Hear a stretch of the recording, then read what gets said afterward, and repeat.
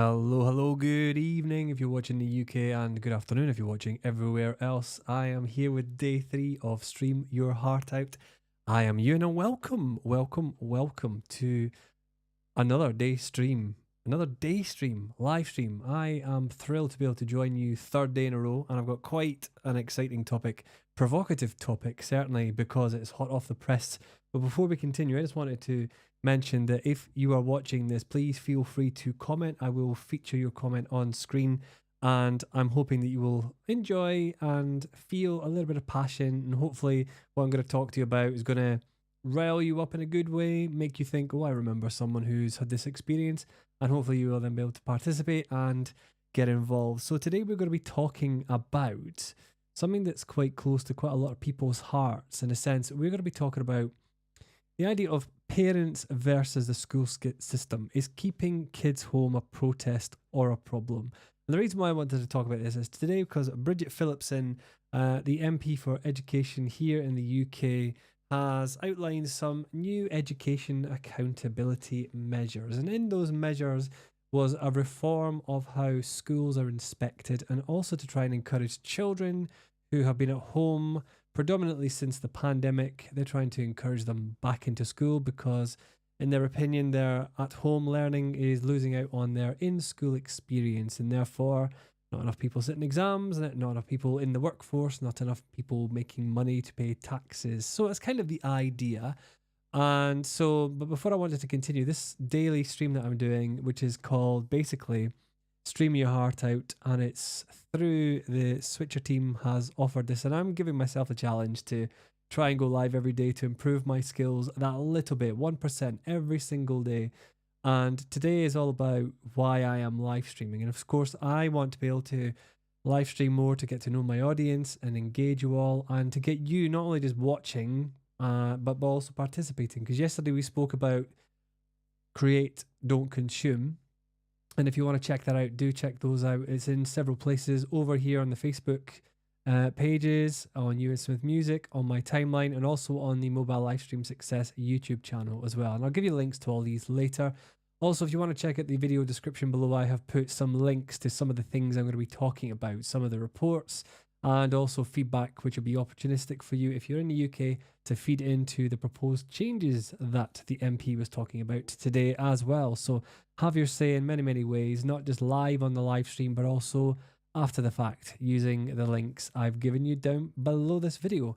So without much further ado then, by getting involved and getting engaged, I'm hoping to be able to become more connected with the audience, because I was talking yesterday about creating and not consuming, and the idea of creating, it could be exactly creating dialogue, creating content, creating creative output, where it could be video, media, music, art, cookery, these sorts of things, but also to put your passions into front and foremost in front of people who will be interested. And I guarantee you they will be interested, because I film my mum cooking, and she started a YouTube channel January 2023, and by January 2024, I should say, because in 1 year, January 25, she'd already amassed over 1,300 subscribers just by her cooking and sharing her skills. So if a granny can do it, then anyone can do it, and I'm sure she'd be the first to have a chuckle at that. So let me know where you're watching, and any comments I will feature on screen. There'll be probably about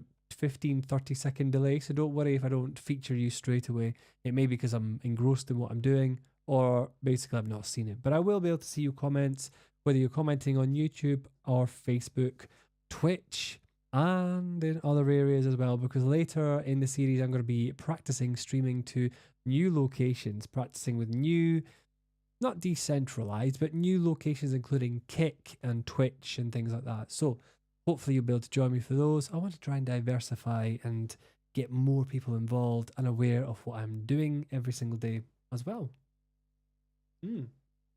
So, little jingle.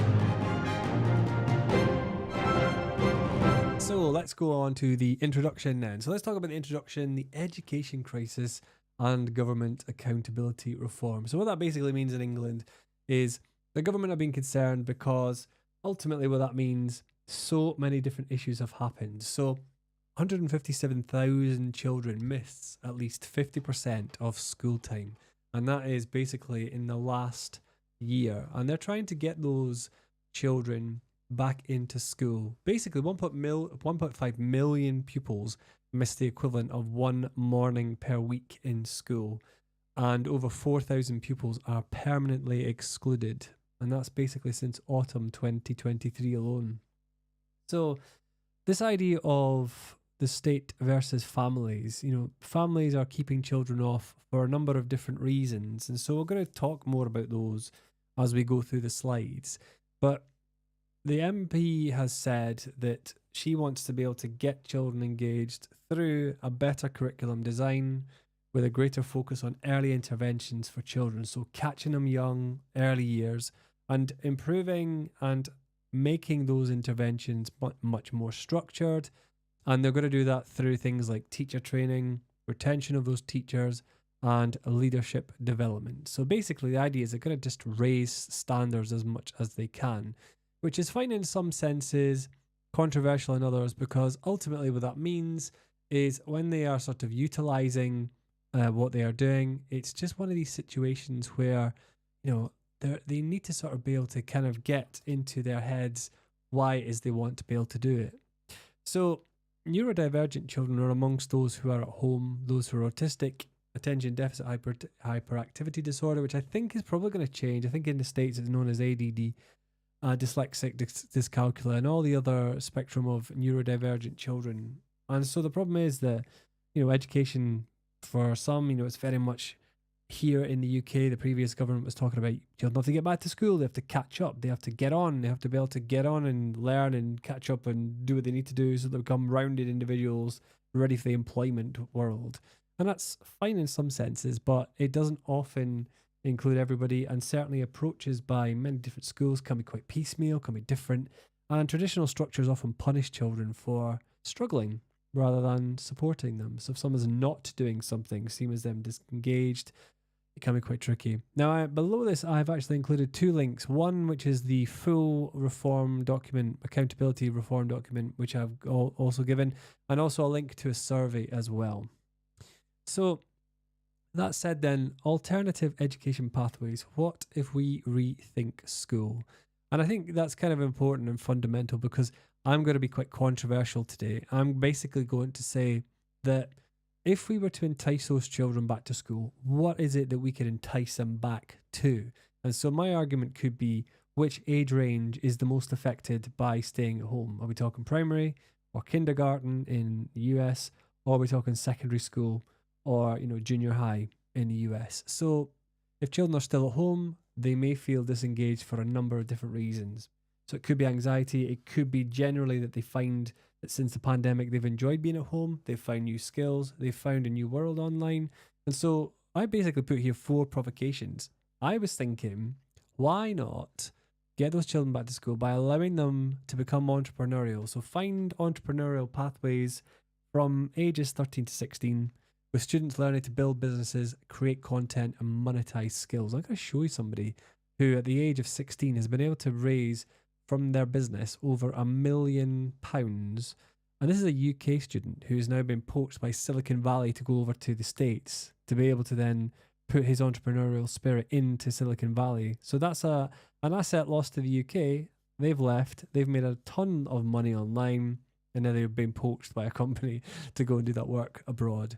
So the required attendance at college-style education rather than traditional school. So could there be a bridge between vocational skills that maybe schools don't provide early on, and then provide them with other outlets, so college, these sorts of things, or bring in college to schools to be able to bridge that gap? Because really, as I know, into point number 3, to offer a modular self-paced education approach with real-world skills like financial literacy, because everyone talks about wanting to learn how to look after their money, a vital life skill, digital marketing and coding, which is vital, certainly has become more prevalent since 2020, and creative industries. Not just that, but business skills and trade skills. So learning how to be joiners, builders, people who are going to be utilizing the infrastructure, building the next stage of infrastructure. They're going to need to have skills. And really, ultimately, we need to be able to build those skills in as soon as we possibly can, as soon as children show that they're interested. And the way why we keep them interested, we have to open their minds and hearts to be able to showcase these. or some people certainly in primary school, they've already got entrepreneurial ideas. Could be making lemonade, selling lemonade, whatever you think. People have already got the ideas. They just need the outlet to be able to do it. So next then, the role of music education then, because we've spoken a lot the last couple of days about creativity, and I think that's been quite important to highlight because creativity is really going to be the fundamental. We've already spoken about how participating in creativity is so much better for your mental health and your physical health as well. We spoke at length yesterday about how not just passively consuming, but creating can build on a much more happier, positive, creative, well-rounded and educated workforce. Not just that, but also society as well. And I would imagine you could probably think of some societies who perhaps need an injection of creativity and alternative thinking, and not that of, say, a top-down oligarchy, but those of maybe of a sound mind who could probably think more out of the box, but in a creative way that's more inclusive rather than exclusive. So do let me know what you think about these. Drop a comment down below and do let me know, because it's really important that I'm talking about music here, but many young people disengage even from music because it gets to a point where they think, oh, it's not relevant, it's not useful. But actually what they haven't really been shown is how useful it could be, because if you think about it, music, production, live streaming, digital storytelling, these are tools which, as we were talking about the last couple of days, using tools you can fit in your pocket, you can then create your own story, record your own passions, projects, events, creative output, and you can then almost create an alternative curriculum, an alternative career pathway just using that, just by producing that content. So how can we advocate for more funding and systemic change then?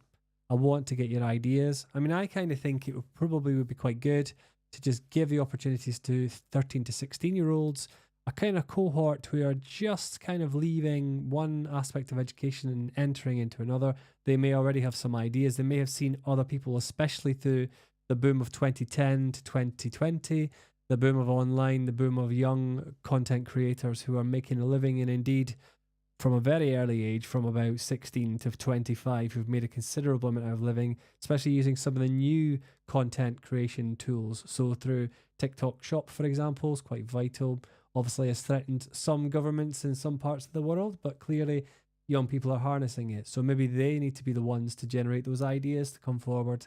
And then secondly, those who have been utilizing YouTube to build their communities and to really sort of fundamentally improve their situations.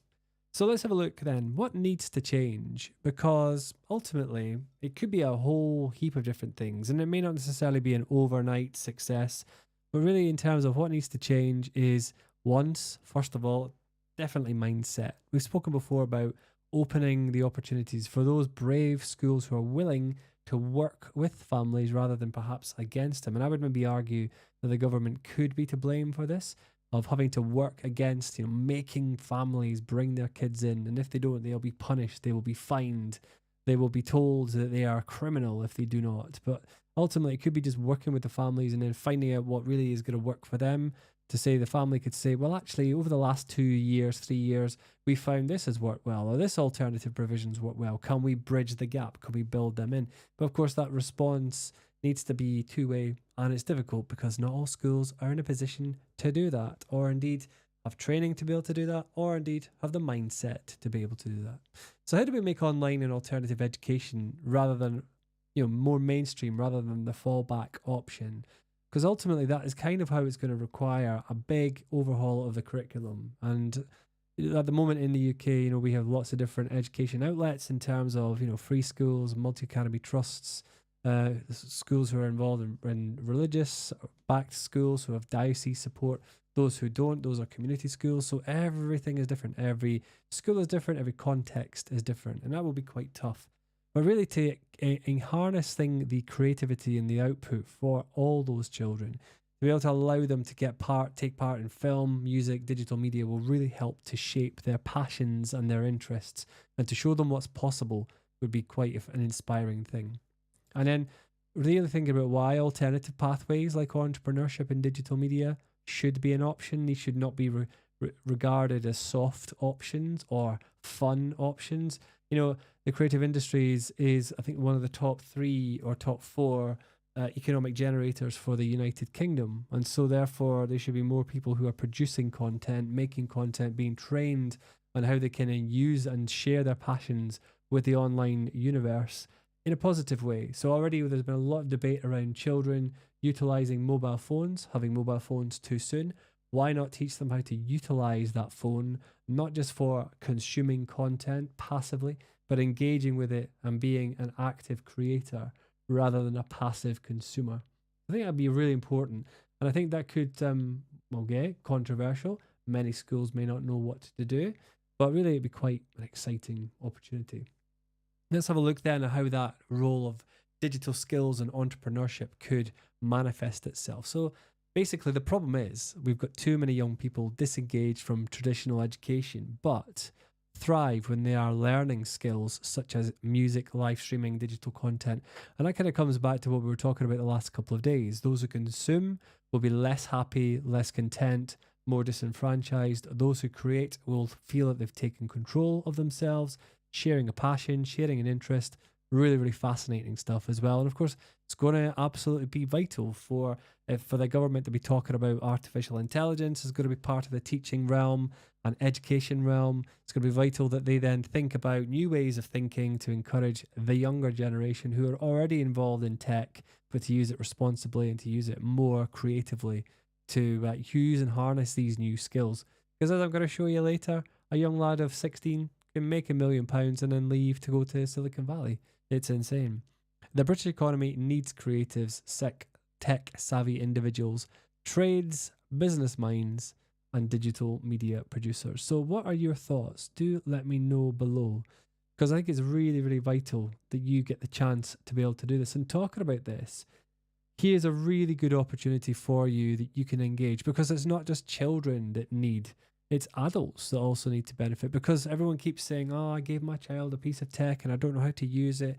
Oh, the social media companies should do more. It's not my responsibility. Well, actually, it really is. If you give your child or family member a tool that allows them access to absolutely everything under the sun, good and bad, then you're going to need to be able to be educated to help coach them through that whole process when they come across something that they don't understand.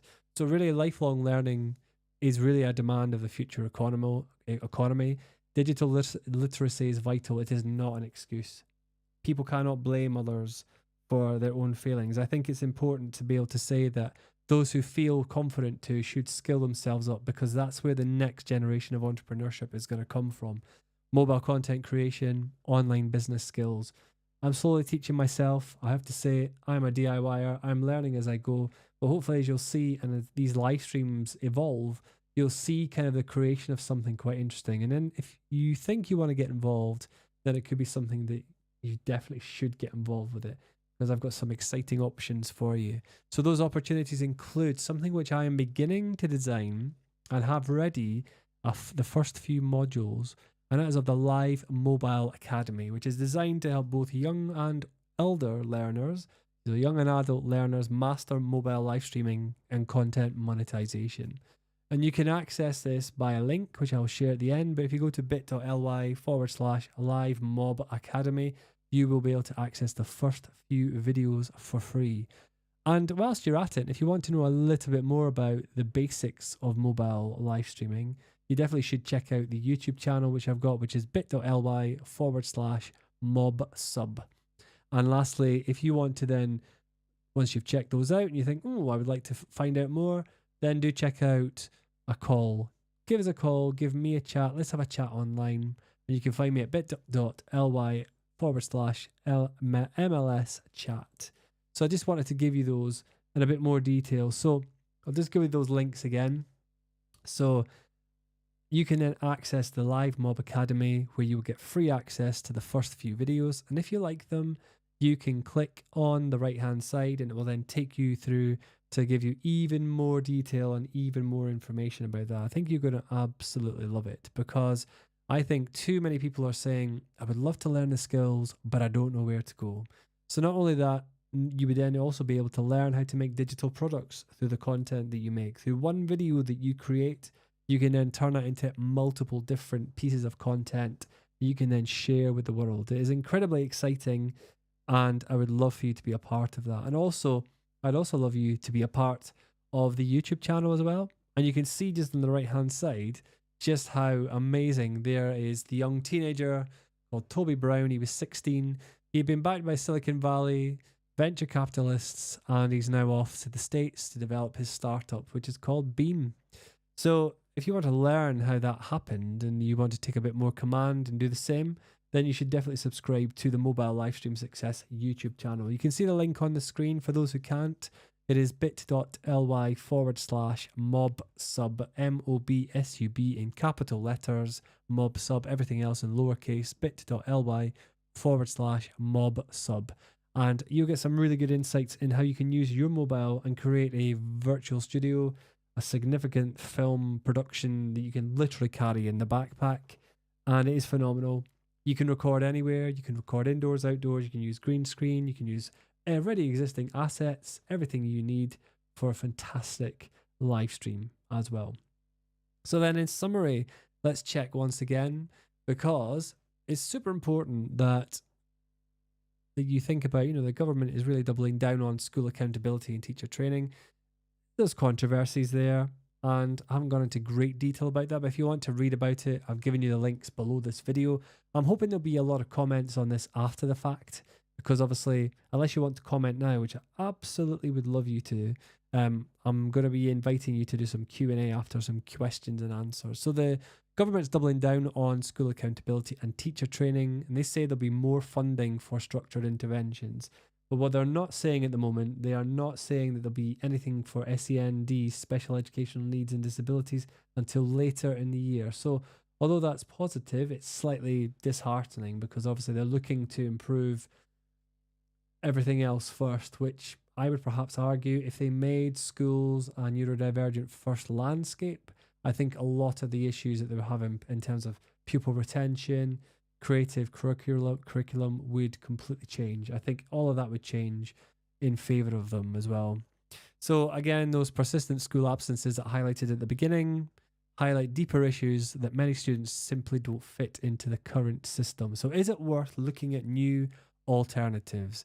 Alternative education models, which include entrepreneurship, digital media, music production, skills, business skills, trade skills, those sorts of things, explored as a viable pathway for both young learners and adults. What would it be like if somebody said, I have an idea to launch a product, and they go, no problem, let's use maths to then calculate the yield of what that would be, how much you would need to then spend to buy the ingredients, how much would it cost for you to then create it, how much would it cost for you to then package it and sell it, and what would you need to sell it at to make a profit? So there was those fundamental skills, you could use those skills alongside real world examples.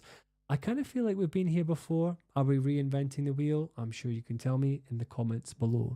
And then next, obviously, is after we've looked at those alternative models, I'm giving you a solution, which is to join and have a look at the Mobile Livestream Academy and also the Mobile Livestream Success. If you want to be able to see those links again, here they are on the screen. So do check out that link on the screen. Everything you need link-wise is also included in the link that I've given you there. So if you cannot quite get to a pen and paper or haven't quite screenshot this, then do get yourself over to there, and it's going to be absolutely awesome. So if you are live and you have been lurking, or if you've been watching on the replay, I've got 3 questions to leave you with for this day 3 of the Stream Your Heart Out, a live streaming challenge for February. And those are, what do you think about the education crisis in either in your area or in your country? Should young people be given more freedom to pursue creative careers? And how can music, arts, digital skills be better and integrated into education? So what are your thoughts? Comment below, and I would love to be able to see you on the other side. Every single day I'm going to be here at 8 p.m. UK time. I'm going to be live streaming. I'm going to be sharing insights, passions, provocations, things to get you hopefully involved, get you thinking. And hopefully if you've watched this either live or after the fact, because part of this daily live stream is also to see how those social media networks are handling when I then live stream. And the ones which get the best rewards and reap the best kind of returns in terms of interaction will be the ones that I focus on. So I'm casting the net wide, reintroducing myself to the world again.